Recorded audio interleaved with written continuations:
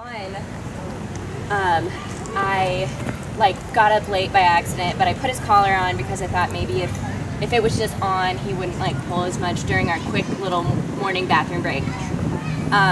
So I didn't have it on, I didn't have the walkie thing, and then I opened our front door, and our neighbors' dogs are both they all hate other dogs. Even they don't let them get near other dogs even outside of the home. Sure. So right as I was opening our front door, my neighbor immediately did a 180 because she had her dog, and she went off to the sidewalk, probably where you're standing, or maybe where that tree was, and Teddy was still in our front stoop, and he did the thing that he did with that other dog where he screamed. Sure.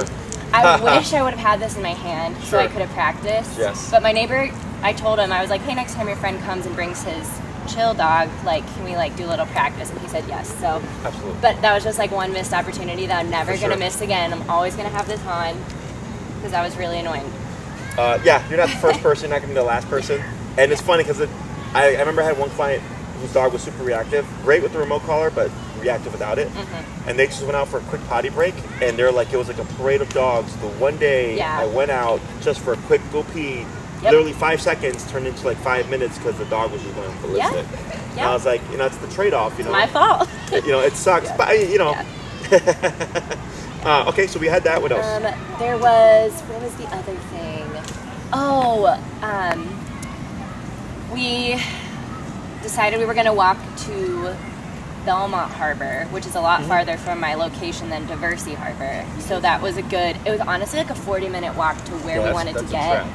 And I didn't bring his prong collar, and my roommates, I told them, I was like, guys, if I'm going to do this, we need to really slow down. And they were trying to make it a workout, so I thought, okay, I just won't have him heel. Sure. And just try and keep up with them. And it was so much pulling, and I felt bad that I didn't have his prong collar, and so that was my fault again because I didn't advocate for him, and that I was stressed the entire time. I had a horrible time because I was like, he's pulling, this is not right. But luckily I didn't say the heel command, so he probably thought he was on break, but still that was my bad, and I'm never gonna do it again. So the way I look at it as, if it's I in that kind of context, right? Yeah. We know it's gonna be a long walk. Yeah. And we're not there yet. Yeah. Just bring the prong, right? Yeah. Because that's going to be your fallback. That's what I did today. I brought the prong because I was like, you got to book it. For sure. And Now, it helped. the other thing is, him struggling to walk there really shouldn't be an issue. It's just raise the number.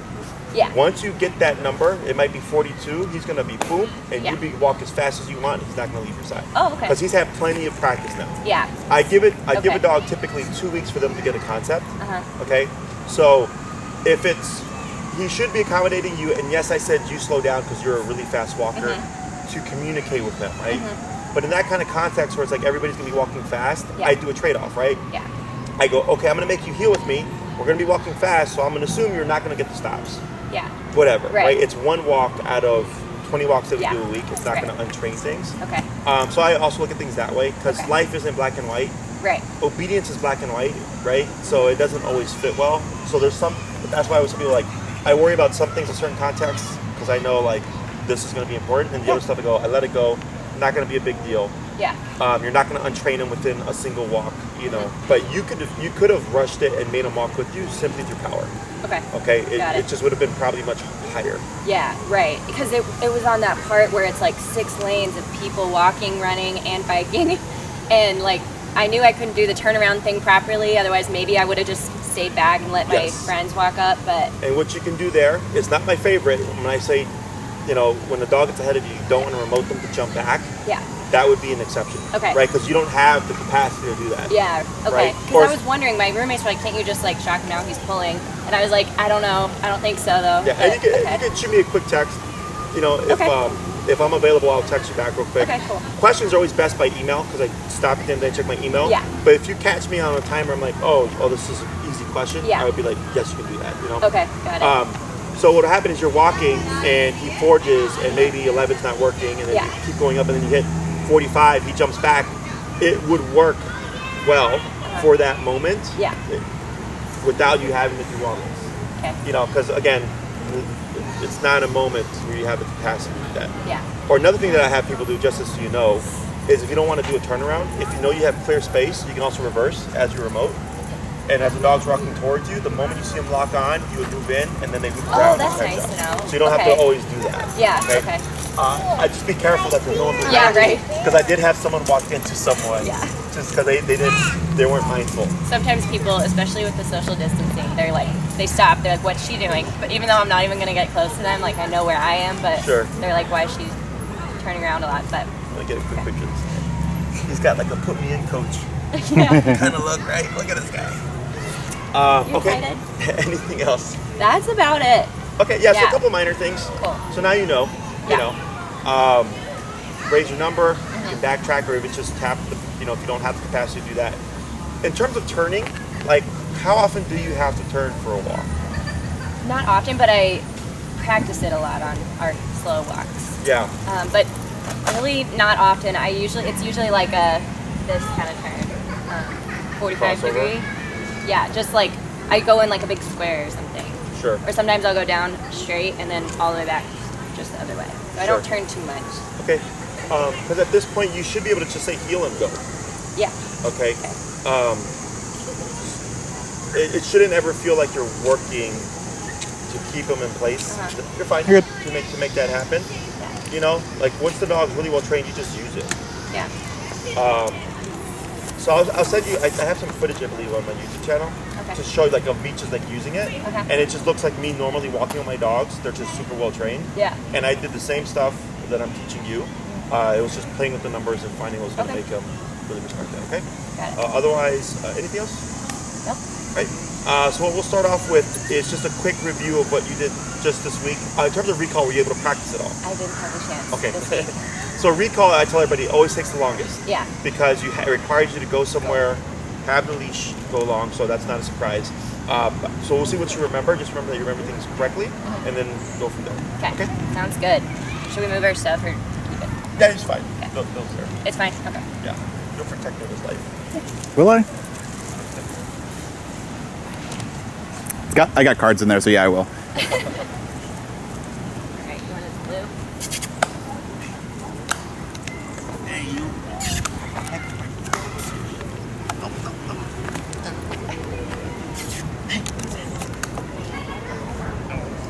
Daddy, come.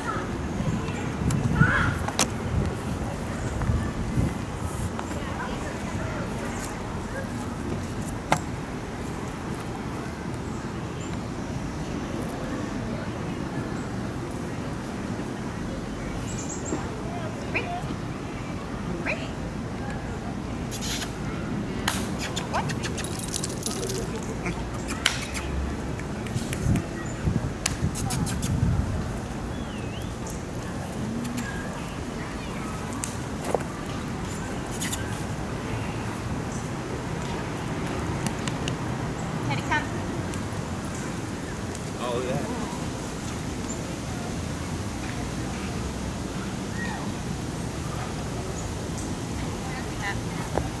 Yep. Settle. Good. We'll do one more.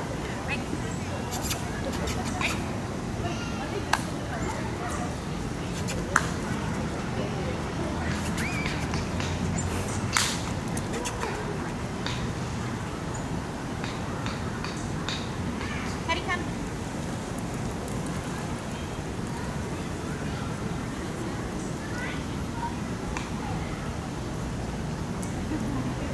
Good. Did we talk about the side steps last time? The side steps? Yeah. I don't think so. Okay, cool. So we're gonna do 3 more. Okay. But I'm gonna have you just call them without the tug. Okay. Okay.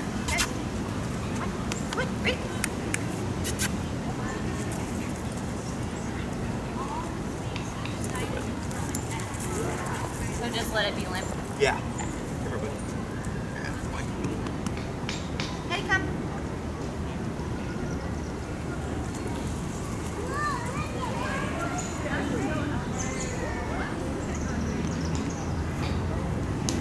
Good. Do 2 more. Perfect.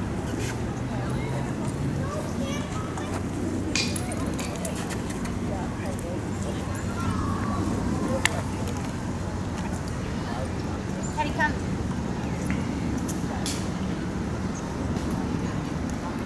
Tap.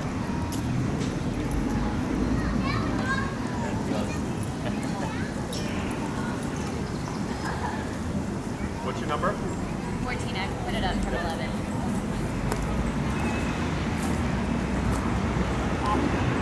There you go. Do one more.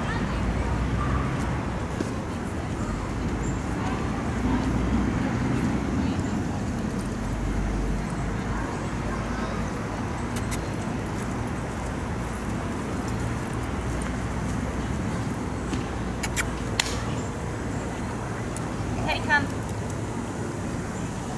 Good.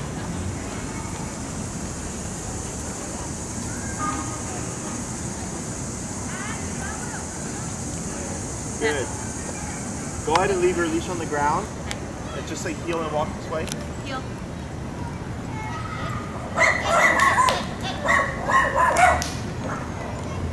Good. Stop. Excellent. So last week we added the Q word. I think we did a bit of me walking away with Teddy and you calling him as I was walking. I think we did, yeah. Okay. But we didn't do the side steps. Great. So when you call Teddy and you were to move, right? Like let's say right now you move backwards or something. What do you think he would do? If I called him and moved backwards? Yeah. I No, think- sorry, not called. Let's say you called him. Okay. He comes here, and then you move backwards. If he's already sitting, he probably would stay there because Okay. he might be a little confused. Okay, so he might. What do you think he should do? Follow me. Yes. Stay with me.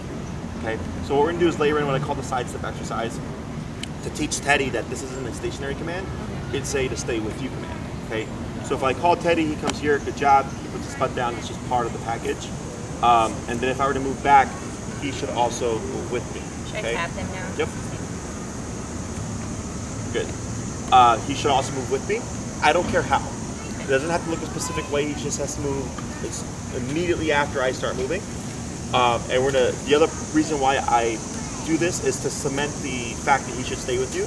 So if you call him off a distraction, he shouldn't go back to the distraction, right? So if he's chasing squirrels, if I call him back and we're looking at the squirrel still, a lot of dogs would be inclined to go right back to chasing the squirrels.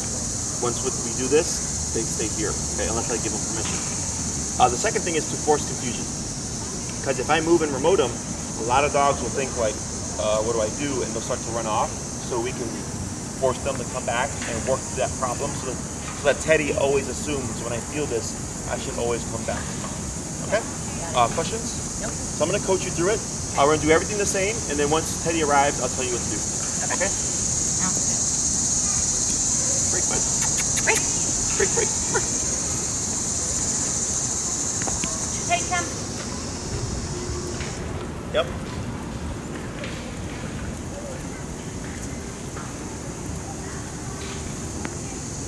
Good. Tap to the sit. There we go. What's your number? 14. Let's go back down to 11. I'm going to have you make 2 immediate steps to your left, like this. Right? You see how he's following you? That's good. There he goes. Good. You're going to step angled out to your back and right. Tap, tap, tap. Right. Good. Tap. Tap.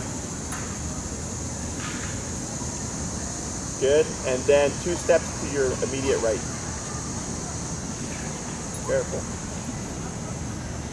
Tap. There you go. Good. And right. Okay. We're going to practice that 4 more times. Okay. So on the first one, he did move with you. Yeah. And on the other one, he didn't, right? So if you delay it and you move and 2 seconds later you remote him, you create a 2-second delay. So the moment you start moving, if we don't see Teddy moving in response, I start shooting in with the remote, so he responds much faster. Okay. Okay? Yeah. Teddy, come. Good.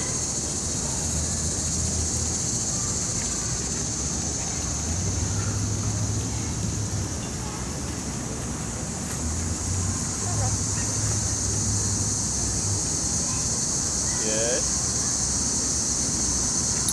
Right.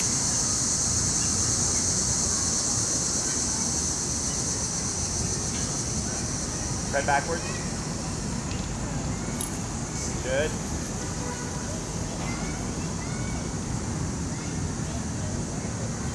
right. There you go. Right, good job. Good. And break. Break. Good. 3 more. And I forgot to mention, you notice we're not moving forward. Yes. Do you know why that is?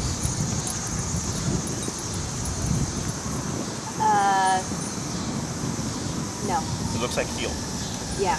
Right? So even if you don't say heel, if you move forward and Teddy starts to walk with you, he's default heeling. So I don't know if he's So staying with separate you because of the thing. recall.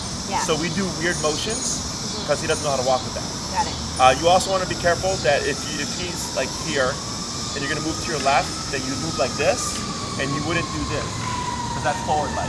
Does that make sense? Got it. So he would see it as a heel again. Okay. So it's real awkward, like straight back movements or to the left, because that he won't know what to do, okay, other than the follow. Okay? Ready, bud? Teddy, come. Good.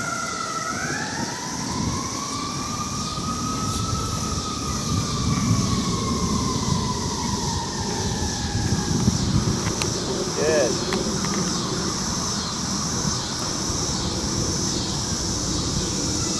Good.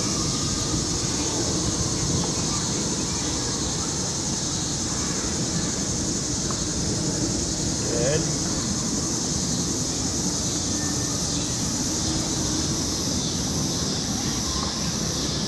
Excellent. And break. 2 more. Sure, bud.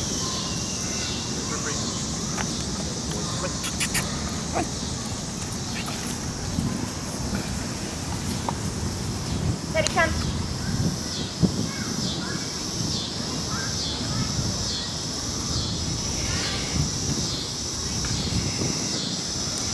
Tap, tap, back. Tap, back. Teddy, come. Tap. You're fine. Tap, tap, back. Got it. There you go.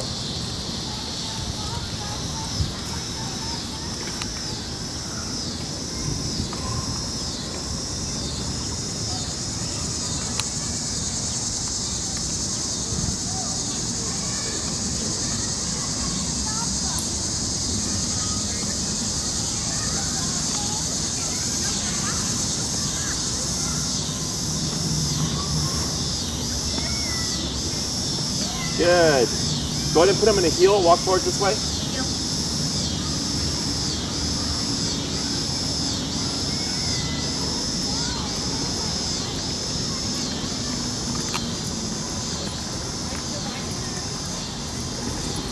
Good. Stop. Good. And break. Break. Oh, what about that spinny thing?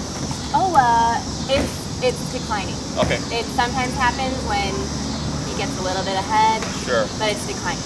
Okay. Yeah. All right. That's fine. All right. Yeah. I had a question. Oh, yeah. Should I not have given the command a second time? Technically, no. Okay. Right? Because you're trying to make it happen through the remote. So you got confused there, which is why at this stage we have the line on him. Because if anything, if the dog runs off the wrong way, I have 30 feet of line I can step on and grab, right? If anything, I start to crank it, which is probably going to make him push out more. We want him to return, right? But if you're going higher, that's the purpose of the practicing, is that in a real life scenario, when you're trying to override something, you're most likely jacking up the collar. And if you've not exposed him to that before, you're going to risk pushing him away. So in this kind of context, we're not worried about it. Like, Jesse's here to catch him, Yeah. 30-foot leash, right? We're in the middle of a big open park. That I use that to my advantage so I can force the issue and make him do the right thing. So next time he gets distracted, crank it a little bit. Correct. And keep moving backwards. Correct. Right. Now, at this stage, so most people's instinct is forward. And I don't know if you've ever seen this with other people or just experienced it yourself, where you call a dog, you move towards them, and they move away. You ever seen that? Sometimes he does that. Okay. In the house, you know. Sure. It's really the only time I call him. So I've seen it happen plenty of times, like especially here, Yeah. where the owner will be calling their dog and they're running towards them, and the dog will look at them and they're like keep running again, because now it's a game. Yeah. Now it's chase, Yeah. right? So the more you move to him, the more you push him away. So instead I do backwards, but, and you have to use your better judgment. If you're in a situation where it's like, is he gonna move towards me, right? I go for at least the leash. I don't go for the dog, I go for the leash. and step on it, so I limit where he can go and then use the remote to make him come back. Because the other thing, and like this most likely may not happen, but I'm training for stuff that people typically don't think about. Is what if you're in a scenario that he can't hear you? Right? There's a lot going on and you have to crank it. Now the only thing he's gonna know, he feels that power. His first instinct should always be home, never away from home. Even if he can't hear you. Yeah. Okay? And like little moments like these are how you train that kind of stuff. Okay? So we'll do one more and then we'll move on to the next thing. Okay? Break. Come here, bud. Here, Marie. Teddy, come. Good.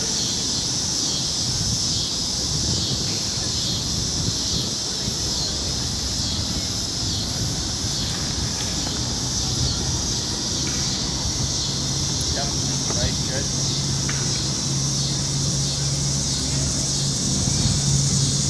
Okay. Good. Sorry, I delayed. Okay.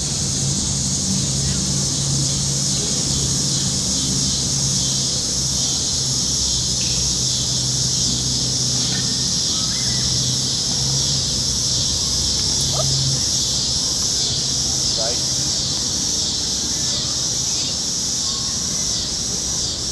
Very good. And heel. Heel.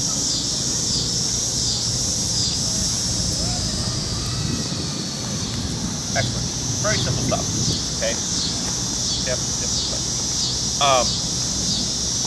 Just another step, right? So I do this to force the dog to make the mistake of going away from the body, and also just kind of making it more concrete of when I call you, you don't leave me, so I give you permission. Questions so far?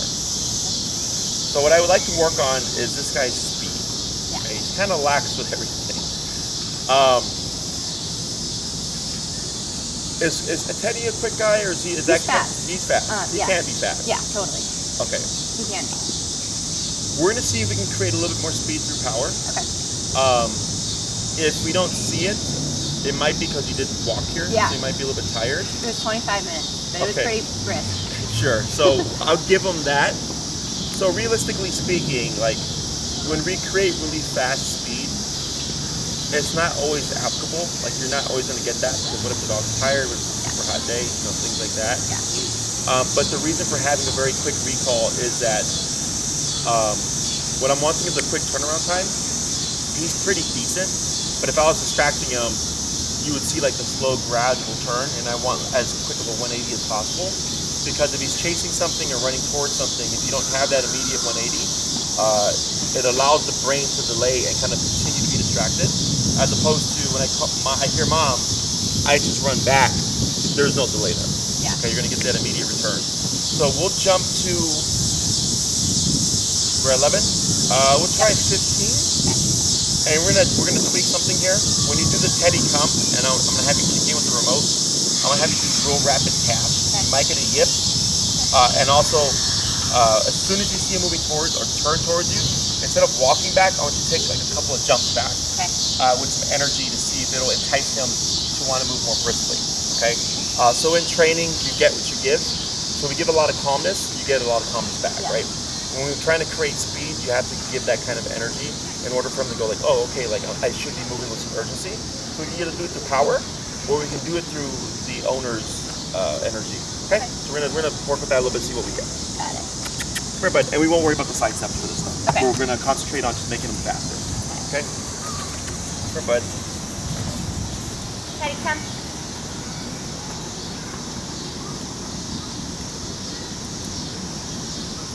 Yep, and then back. Yep, there he goes. Good boy, good boy. Right there. Put it hold.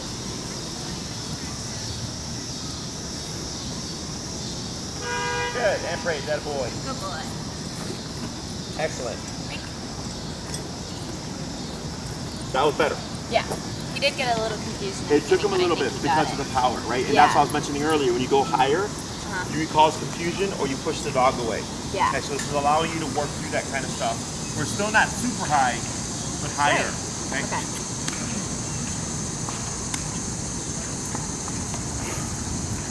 Teddy, come.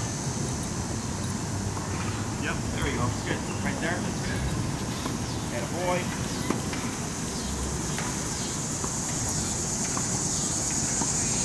Boy. Good, red. 15, right? Yeah. Let's try 18. I have you put a tiny bit of space between those gaps, okay? Okay. And careful with that big old ball there. Come on, bud. Teddy, come.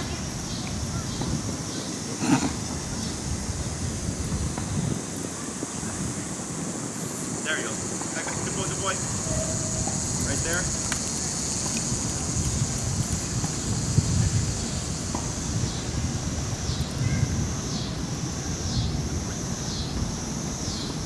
And we'll try 2 more. See if we can get him to get that a little bit quicker. The speed is good on the return. I want a quicker turnaround. Okay. Teddy, come. Better. Good, right there. That boy.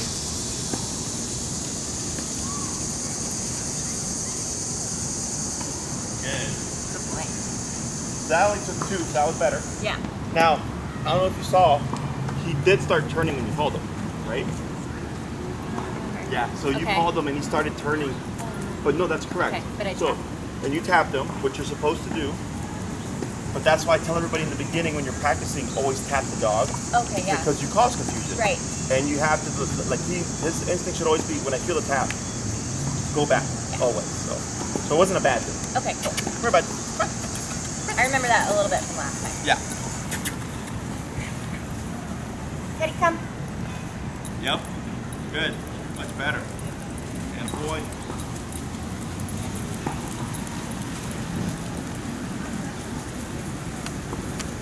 Yeah, right, good. And then go to put him in the heel. Heel.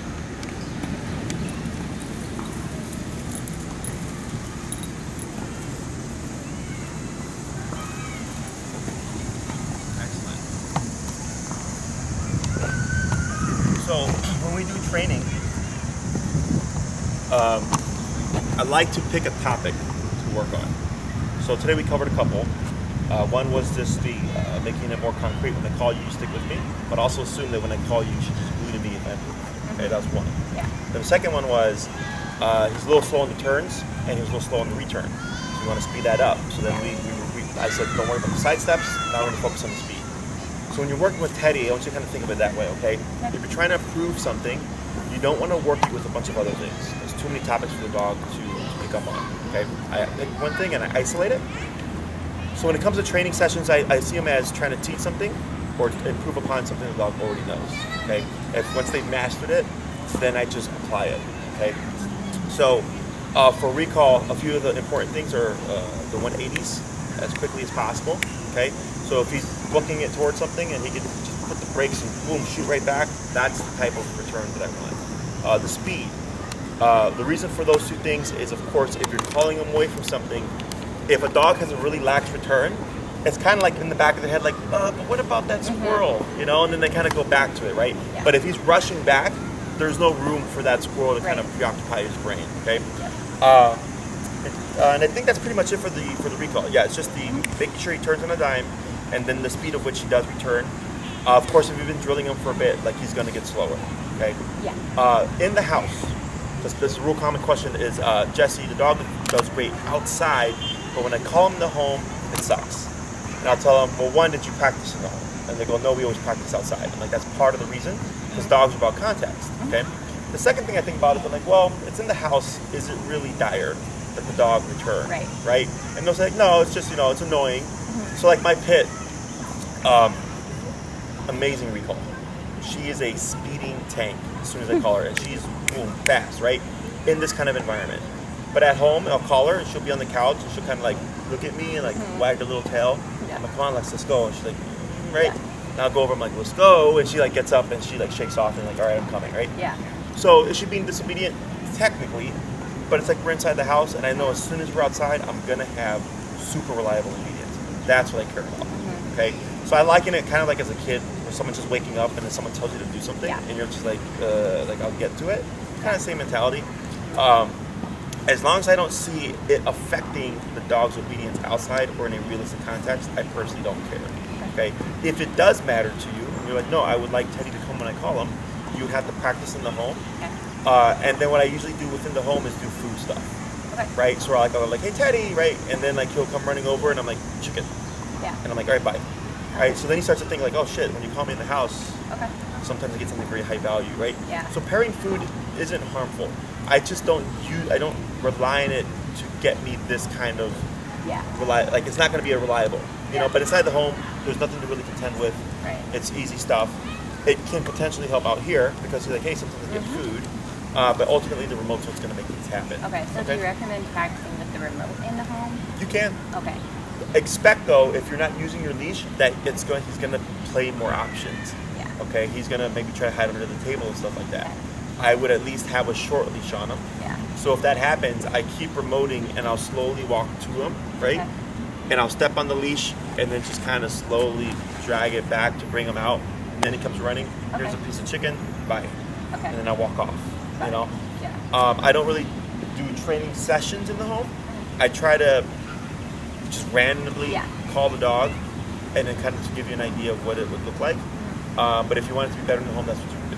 Okay. Yeah. Okay. If a dog's in flight, like for instance, let's say something happened and he hides under the table, a lot of people call the dog, come on, come on, come on. I go, just make the dog come out because he's in flight. Okay. It's not about, Like you make know, him come out with this. yeah, or just grab him and drag him. Oh, okay. You know, because people tend to do that a lot. Like the dog, like for instance, I had clients whose dogs are not a fan of the collar. They're like, when I pull the collar out, the dog runs, and they call him, the dog won't come. And they go, right, because they're in flight mode. Yeah. I just go, call the dog up, go for a walk. Like just teach it that they can't run from it. Yeah. Because if you try to call them, if you can't make them return, it's pointless. Yeah. They learn that it doesn't mean anything. Right. Okay. So when we do the recall stuff, my rule is if you're going to use it, make sure you can reinforce it in the beginning. Okay. So I won't. If I have a dog that I'm training and I know they're not 100% and they're playing with other dogs or at the dog park or something, I don't call them. Got it. I avoid it. I'll just go when I'm ready, leash them up, and walk out. Okay. Okay. Questions about any of that So stuff? I'll start slow, probably just like in a park like this until I can trust that he's 100%, and then maybe like try in harder settings. Yeah. So the transition is typically so we went from short leash to long leash dragging, to no leash enclosed area like a tennis court, to no leash unenclosed area, right? Or a dog park. Yeah. So if you go to a dog park, let's say you go and there's only 3 dogs, low distraction, not too much. Yeah. Good opportunity. Another rule that I have is if I'm going to make one thing harder, I'm going to make another thing easier. Okay. So if I go into the dog park, we have distraction. We're making that harder. So how could we make it easier for the recall? I don't know. From more immediately. Good guess. Food. You could use food. I don't know. Have you start closer, Oh, okay. Okay. more immediate, Yeah. right? So that he's not looking at you from 30 feet away with a bunch of dogs around, Yeah. right? I start real close, like I might be like 6 to 8 feet. Can he come? Right? So in case he has an issue or something, I really don't want to have to grab the dog, right? But I can at least move in to get his attention. So the moment he locks on, if I start going back, it's like, oh, okay, it's a recall, right? Yeah. I do that a few times, and then I can start increasing the distance to where I can call him wherever within the park, or I can call him in a more distracting situation. Okay. So kind of think about that too. If you're going to make something easier, it's like, well, harder. How do I make something easier? Got it. Okay. Yeah. In terms of like, he's doing pretty good. Like when he would get confused, he didn't run to me really, which is really good. I think you actually already have a pretty solid off leash unit from what I've seen right here. Okay, so like in this kind of context and stuff, he's right on your leg. That's good. But then you have to account for what if a loud bang happens. Okay, that's the stuff that people don't think about. That if that if you've done enough remote, his instinct should always be to return. Okay. Yeah. Question about any of that stuff? So we're gonna tackle another quick command. Because that's it for the recall. Yeah. Okay. So my suggestion to you would be play with the number a bit. That speed we got right there was pretty good, and then I would work on getting him to turn faster. Okay. The next thing we're gonna work on is the stay. I don't think we ever covered the stay. No. Right. Okay. Yeah. So The way I use stay is different than most people. So most people would say like sit stay or down stay, right? I don't. I only say stay when the dog's already in position. So if I'm walking with Teddy and I stop and he comes to a sit, right? It's not a sit. What is it? Auto sit. It's an auto sit. It's part of the heel, right? So if you move again, his inclination is to move with you. Right. So if I need Teddy to not move, that's where I say stay, because human logic says I can't say sit because he's already doing it. I could say down, but we've not caught the down. Does he know down? He knows down. Yeah. I like have to point, but he knows it. Actually, it'd be more beneficial to teach you the down instead. Okay. Yeah, because that would be, you can actually apply that. Okay. Stay has I teach it, but if are you gonna take? Do you know if you're gonna take a break after this? I think I am. Okay. For maybe like a couple weeks, but I'm gonna let Maria know. Sure. So I can always teach you that later. Okay, cool. Let's stay. Let's do the down. Cool. Okay. Okay. So, go ahead and you can take off your long leash. We'll put them on. We'll keep the blue leash, and we'll take a look and just show me like how you do down typically. Okay.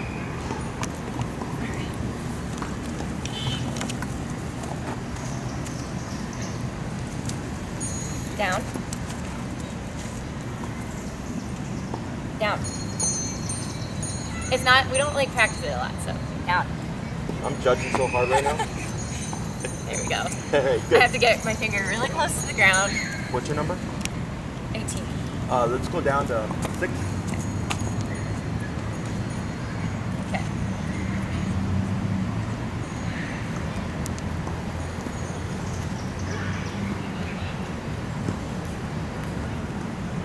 I talk so much, my voice is scratchy. I was wondering, I was like, how is he not drinking water? You're talking the entire time. But I'm scared to cough now because I'm like everyone's just like looking at me. Everyone's, yeah. Alrighty. So go ahead and tell him. Oh, that's fine. You stood up. So what we're gonna do is we're gonna lay a remote over this. Okay. Okay. So I'm gonna have you with your left foot. You're gonna step on that little loop portion there, and you're gonna keep it in your hand actually. To start. Oh, okay. So you see how when you hold it, go ahead and stand next to Teddy. How there's like that little J shape there. Like here? Right. And I'm gonna have you step on it a little bit since he's lower to the ground. You're gonna stand a little bit closer to the, so it puts a bit of pressure, and you can pull up your leash with your hand. Yeah, like that, and it'll start to put pressure on the back of his neck. Okay. Okay. Now you're at 6, right? Yeah. Yep. And praise. Good boy. Break. Break. Good. Let's repeat that a few times. Okay. So we're not saying down anymore. We're just using the pressure and the tap to communicate to Teddy to lay down. Like that. Good. Yep. Yep. And praise. Good boy. Good. Break. Break. 3 more.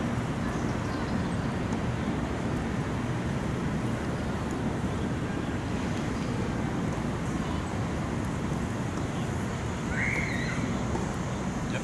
Yep. Yep. Yep. A little bit more pressure on the leash. Yep. Yep. Yep. Yep. And praise. Good boy. 2 more. Break.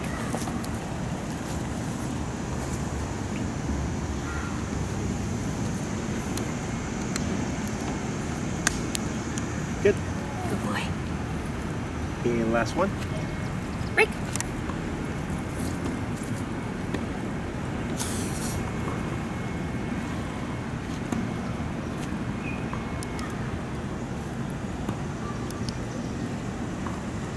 Good. Good boy.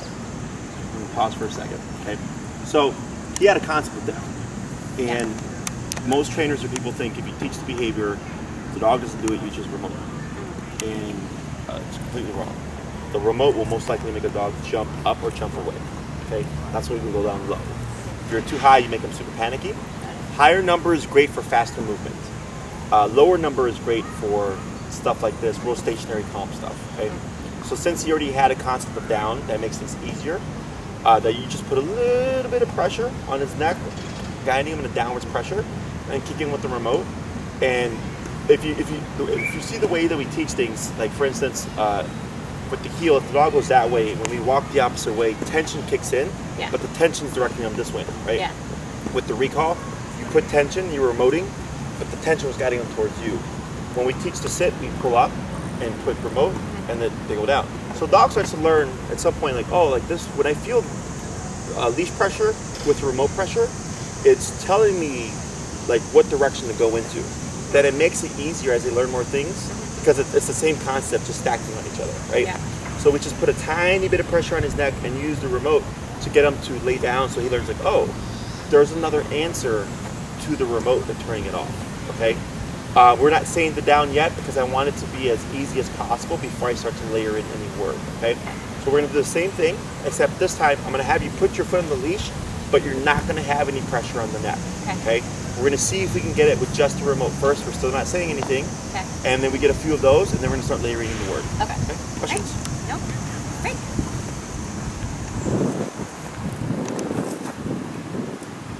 Yeah. Embrace. Good boy. Good boy. Great. One more.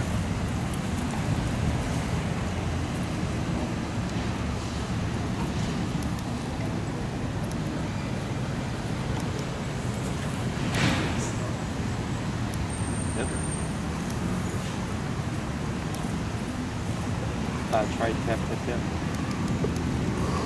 Tap. Tap. Tap. This one here.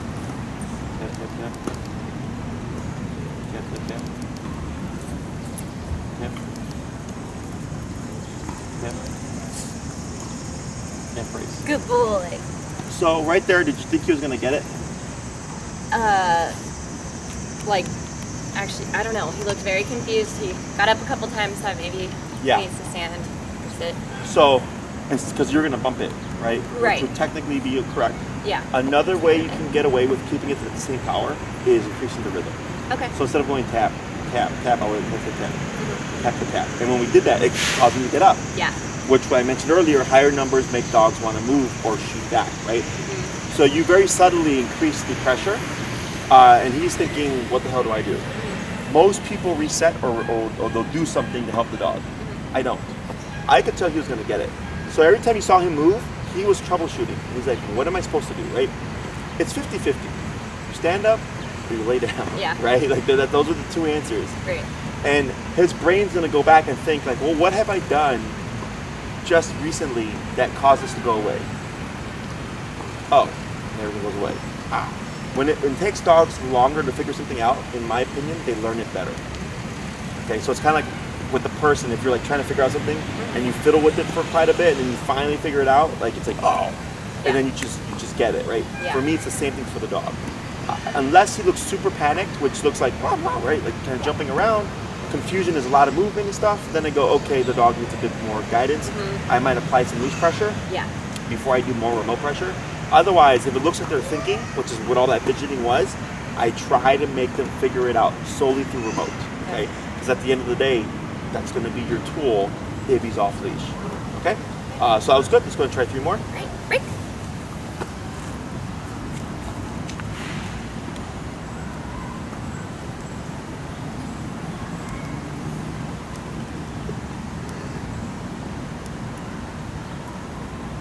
Attaboy. Good boy. 2 more. Great.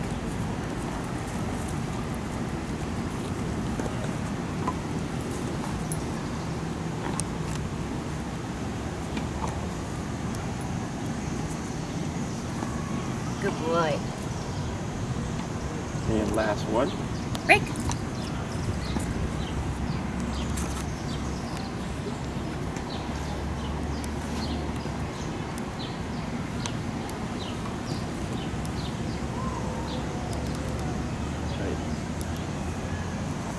Attaboy. Good boy. Good. And we're at 6, right? Yeah. We'll bump it to like 7. And now we're going to go in and come in with the cue. Okay. Right? So you're going to say the word down first, step on the leash like you have been, and then do the tapping. Okay. Okay? Break. No hand movements or anything like that. Okay. Just the cue. Okay. Bless you. Down. Yeah, boy. Boy. Good. 4 more. Break.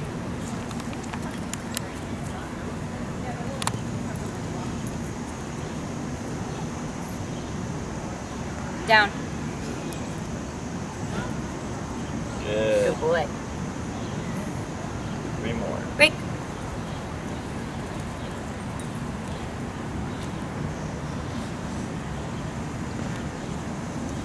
Down. Good. Good boy. All right, so no tap there, right? Right. Very good. 2 more. Break.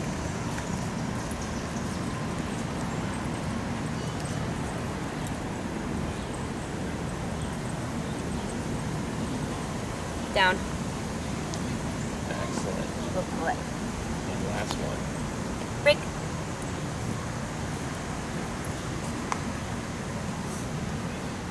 So here, just lightly pull up. Yeah. And up and dip. Yeah, just to get them in the sitting position. There we go. Down. Beautiful. Good boy. And I'll have you just step on the leash. Okay. Perfect. Like right like there? where you had it. Yeah. Okay. Good. There's the down. Yeah. Okay. So he had a concept, but it didn't really mean anything. That's where pressure comes in. So I get dogs that are like fully trained off leash with food only. The owner's like, the dog knows it, but you know, if I'm in the home, everything's perfect. If I go outside, the dog sucks. I go, yeah, because there's something more rewarding. Right. As soon as we kick in with pressure, all of a sudden the dog remembers everything. All of a sudden the dog's imperfect because now there's consequence. Okay. Yeah. So everybody doesn't like uncomfortable situations. If you're in an uncomfortable situation, you're like, how do I get out of this, right? That's why e-collar and con-collar work so well. Any collar, in my opinion, is the best tool because it's super subtle and you're not having to crank your dog. Yeah. You know? Right. Because the old school way of teaching down was the tango. Yeah. Right? And you go down. Yeah. So with this, we can layer but uncomfortable pressure without being overly physical. Right? So if you try to do the down and remote him, you get the I don't know what to do. So we have to guide him through pressure. Right? So we use the leash pressure, limiting. One, it limits how much range he has. So if you were to just have your leash go tip, yeah, it gets up. I missed it. If like you had your leash completely slack at the get-go and you were sitting down and tapping him, he would probably be like shuffling all over the place. Yeah. Because he has more range of motion. Yeah. So when we step on it, you give him a little bit of pressure, but then you're also limiting where he can go. He's going to get to that answer a lot faster. Okay. So there's 2 aspects to this. There's the teaching the command and performing it. And then there's the, okay, lay down and don't move for a period of time, okay? This part of it, a couple times a day, 3 to 5 minutes, okay? Or I do reps of 5. Anytime I teach stuff, that's my typical routine is I'll do 5. If I see the dog screwed up 3, I might do another 3 to see if they get that correct, and then I'll progress it to make it a little bit harder. So it gives you a bit of a formula. And I would start first with a couple of guidance, and then jump to no guidance, then jump to the word. As you start to see he's getting it very quickly, then you can just jump to the word. Okay. If he does it without remote, perfect. We don't remote. That's the exception is here. We do it for the recall and the off-leash stuff because I'm trying to force the dog moving away so I can teach him to always return. With this kind of stuff, if I say down and he just does it, he avoids the remote. Okay. And then let's say you're going to watch a movie or something and you want to practice your training, that's when I go about it. Okay. If I want to pop on something on Netflix, grab the dog, down, step on the leash, have my remote ready, watch TV, right? Okay. Because in let's say in 30 minutes he got bored and he stood up, you would feel it. Because he'd be tugging on your shoe. Yeah. I just start remoting, I don't say down again, just straight remote. He lays back down, I go back to watching the movie. Right? Cool. 20 minutes later he gets up again, remote, lays back down, I watch the movie. Okay. So then he learns, oh, when mom says down, if I prematurely get up, remote happens. If I just stay laying down, nothing happens. Yeah. At the same level. Yeah. Something very low. Yeah. Okay. Play with it if you need to, and if you do, you go in just real small increments, 1 or 2, because we don't want to create jumpiness like we would with the recall stuff. Yeah, we want him to settle down. Okay. Yeah, anytime you're going to be stationary, watching TV, maybe you're working from your computer, you come out to the park and you're going to sit down and read a book or something, right? Boom, go to a restaurant patio, you can down them. You can also use place. So the difference between down and place is down is very specific. Yeah. There is no exception but to do that, right? Place is, I don't care what you do, sit, lay down, and stand, just don't slip off of this area. Okay. If he can do this, place is easy peasy. Okay, so if you're gonna practice anything, I usually go to this because that's the hardest thing to do. Okay. The way I use the things is, if I know I'm going to be more distracted and I don't want to be so like, what's Teddy doing? I do something a little bit more lenient. I use the place command, right? Yeah. Because it's easier. Just don't step off of the area. Yeah. This That's is one very. thing I really want to get. I haven't yet, like, I've watched the video with Maddie, but I haven't yet practiced it, Sure. which is one of my next things to do because we have people over a lot. And, like, it would be so nice to be like, okay, Teddy can be in his place. People can come up to him and say hi to him Sure. because they love him, but he won't be running around trying to get food or, you know, jumping on people's Sure, laps. just and keeping stuff. him out of trouble. Yes, Yeah. exactly. Sure. So that would be, and I'm going to work on that. I'll let you know if I have any questions. Yeah, But it's that might super be easy. something. Yeah, That's- just shoot me an It email. seemed easy because it was like a 15-minute video. Yeah, it's just, there you go. Yeah, yeah. And we cheat the system, okay? So, and you can even technically cheat the system with this. So like, on our facility, we have columns. And if you ever see the dogs, there's a leash wrapped around the column and it tethers the dog. And there's a placemat right next to it.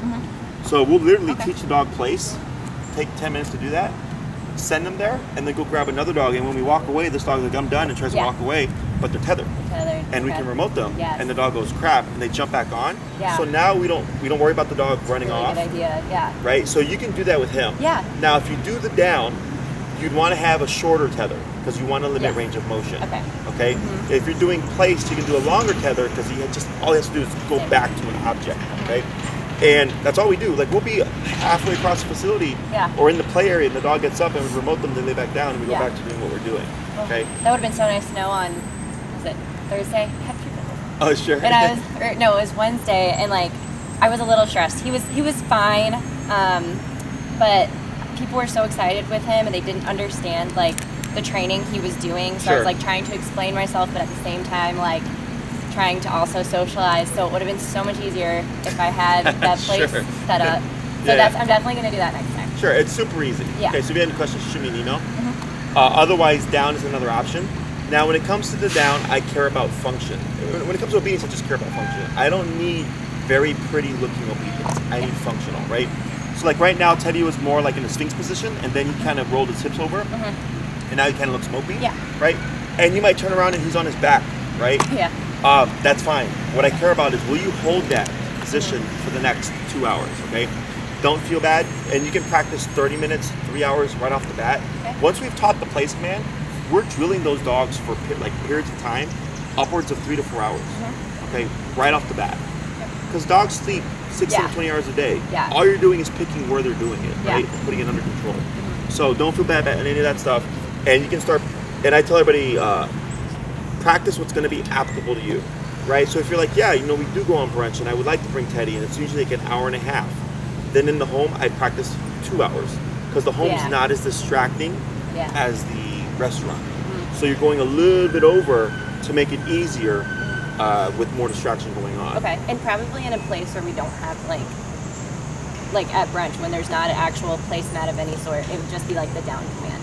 Correct. Okay. Right, unless you bring something with you. And it doesn't Right. have to be fancy, right? It just has to be something that Like has a a towel? perimeter. Yeah. Okay. I've had people use yoga mats, hand towels for the little guys, even like the little bathroom mats. You know, Okay, they'll cool. just go roll it up in their car and then pop it out whenever they need it. Okay. And you can always bring it and then down them on top of it. Now this Yeah. is something to be mindful of. If you place Teddy and then you say down, it's not a place. It's a down. Yeah. Because Like that's staying the in place. correct. He's Okay. down on place, Yeah, right? got it. Because people forget that, and they'll think it's a place, and the dog gets up and they let it go, and I'm like, you have to correct that. They're like, why the dog's on place? I'm like, no, you said down, Yeah. on top of place, Yeah. right? So it's actually a down command. So you want to be very mindful of that because Okay. it does cause a bit of confusion there. Yeah. Okay. I think that's it. Cool. Questions? No, Good. I'm excited to try